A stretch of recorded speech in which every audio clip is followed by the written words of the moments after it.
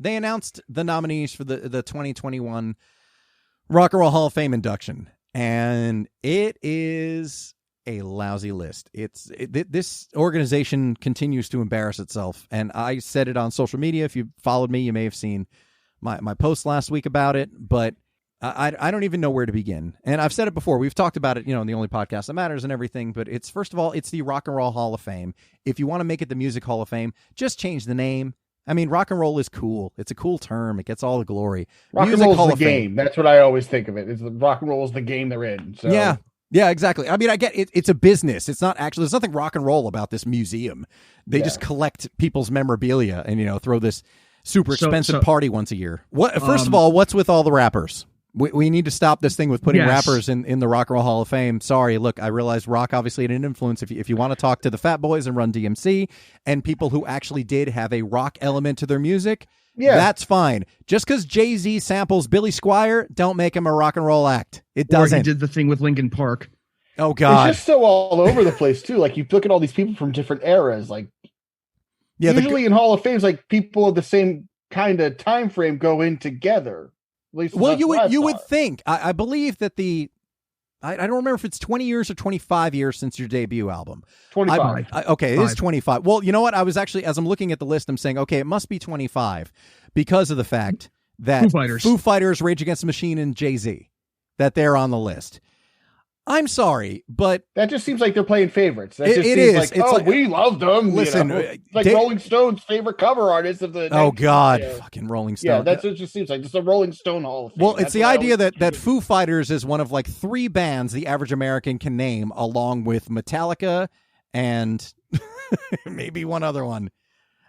But otherwise, and the idea that Dave Grohl is the unofficial spokesman of rock music, which just fucking galls me. But the idea that Foo Fighters, Jay-Z, Rage Against the Machine, okay, so they've been at it for 25 years. When you're putting that up against Carole King, Tina Turner, the New York Dolls, who've been at it for 50 years now. Is Tina Turner not in this thing 25 years ago? Well, here's the thing. She's in as Ike and Tina, and Carole King is in as a songwriter. Now, I would give the edge to Carole King because her solo career did start, as a solo performer, she did beat out Tina Turner. She started first. If we're going chronologically, which apparently we're not, based on the people who are on this list. But, I mean, I think Judas Priest was nominated twice and never inducted, and they've been at it for 50 years. I mean, just the idea that just because Foo Fighters and Jay-Z are still, have some relevance in 2021, that they should get in. I mean, we talked about this a couple of years ago, and Deep Purple and Cheap Trick got in. I'm like, why did it take this long? Why did it take Rush? 40 years. Rush is another one. Well, on this was Iron Maiden. Yeah, exactly. Honestly, I hope that Iron Maiden and Rage, if they actually are inducted, I hope that both those bands turn around and give them a big fuck you, or do something like Alex Lifeson did, where he just like blah blah blah blah blah blah blah blah blah, or just be like the Sex Pistols and don't show up. Just write a statement. Yeah. But unfortunately, it is a popularity contest, which explains why bands like, even Kiss, it took them like 40 years to actually get into the Rock and Roll Hall of Fame. And whether or not you like Kiss, you can't deny their influence and popularity. But there's people in power there, from what I understand, from what I heard from Eddie Trunk, who are like, there's people who block the vote and say, nope. Yeah. Like, you could have Kiss nominated, like, nope, yeah, I don't Rush. Like Kiss. Exactly. Rush. Yeah. Mm-hmm. Like that's the reason why they never got in, because the president or whomever was doesn't get it. I think he doesn't get it and didn't like get it. Yeah, which who cares? I'm sure if you don't get it. I don't get classical music. This isn't the middle school lunch table. This is I don't get classical music, but I can't deny the influence that it's had on everyone from heavy metal all the way to pop music. And I'm guessing that guy who doesn't get Rush totally gets Rage Against the Machine. Give me a fucking break. Yeah. It's it fits with his political views. Have you listened to them? Yeah, exactly. Do you know what these songs are about? Have you listened to them? But anyway, this list, once again, it's listen. I like some songs by the Go-Go's. I like some songs by Devo. It's not rock. It's not. It's pop music, and that's fine. Nothing wrong with pop music. Yeah. But doesn't belong in the Rock and Roll Hall of Fame if that actually means something. But unfortunately, it's just a business. It's a brand. It's a museum of sorts. So it doesn't mean anything. But it's funny that as soon as Straight Outta Compton is a big hit at the box office, NWA is in the Rock and Roll Hall of Fame that next year. 2016 they got in because I remember Straight Outta Compton came out in 2015. Man, they were in because they want to capitalize on NWA's popularity all of a sudden. And once again, I'm sure they were way in touch. You know, the suits who run the Rock and Roll Hall of Fame, you know, they were down with fuck the police.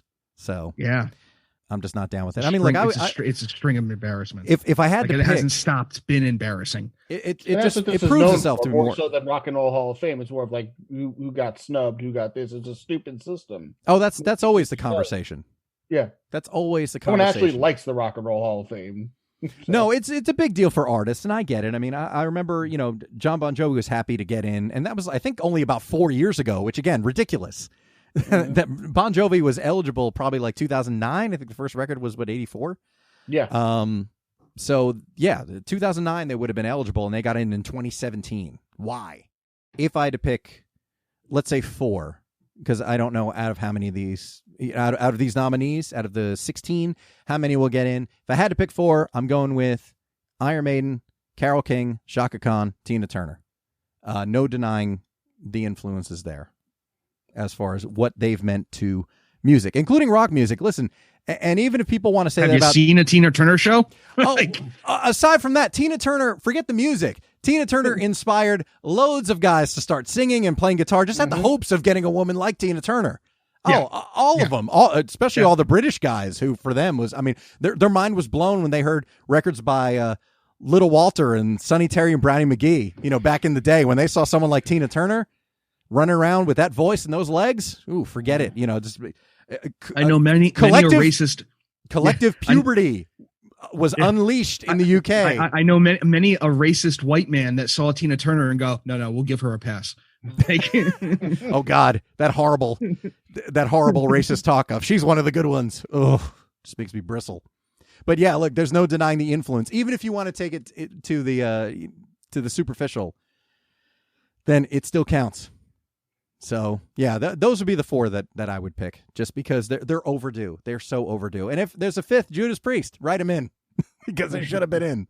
This is ridiculous already.